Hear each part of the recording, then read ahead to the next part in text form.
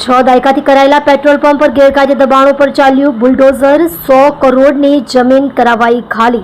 સુરત જિલ્લા પંચાયત દ્વારા railway station નજીકની ₹100 કરોડથી વધુની કિંમતની સરકારી જમીન પરથી અનઅધિકૃત દબાણો દૂર કરાયા છે। સુરત રેલવે સ્ટેશન નજીક દિલ્હી ગેટ રિંગ રોડના ward number 7 city survey number 6 ની અંદાજે 8037 ચોરસ મીટર વિસ્તારની જિલ્લા પંચાયતની માલિકીની કિંમતી સરકારી જમીન પર શ્રી અંબિકા ઓટોમોબાઈલ્સ તથા રાણા ટ્રાવેલ્સ દ્વારા અનઅધિકૃત રીતે દબાણ કરી કબજો જમાવ્યો હતો। નોટિસ આપ્યા પછી પણ જગ્યા ખાલી ન કરતા આ દબાણો જિલ્લા પંચાયત ડિમોલિશનથી તોડી પાડ્યા છે।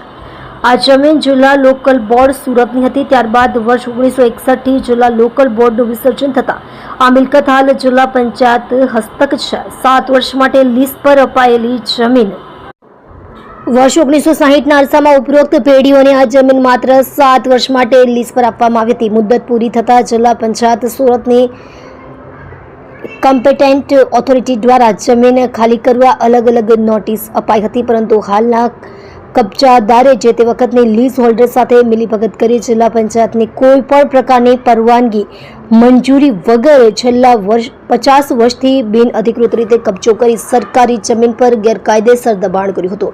આ દબાણ દૂર કરવા જિલ્લા પંચાયતે કાર્યવાહી શરૂ કરતા દબાણ કરતા કોર્ટમાં ગયા હતા, જેમાં જિલ્લા પંચાયતે અસરકારક બચાવ કરતા નામદાર કોર્ટે જિલ્લા પંચાયતની તરફેણમાં કેસનો ચુકાદો આપ્યો હતો। તેમ છતાં દબાણકર્તા દ્વારા સ્વેચ્છાએ જમીન ખાલી ન કરતા ગુજરાત જાહેર જગ્યાઓ અનઅધિકૃત કબજેદારોને ખાલી કરાવવા અધિનિયમ 1972 હેઠળ તારીખ 12/5/2025 થી 1 માસમાં દબાણ દૂર કરવા આખરી હુકમ કર્યો।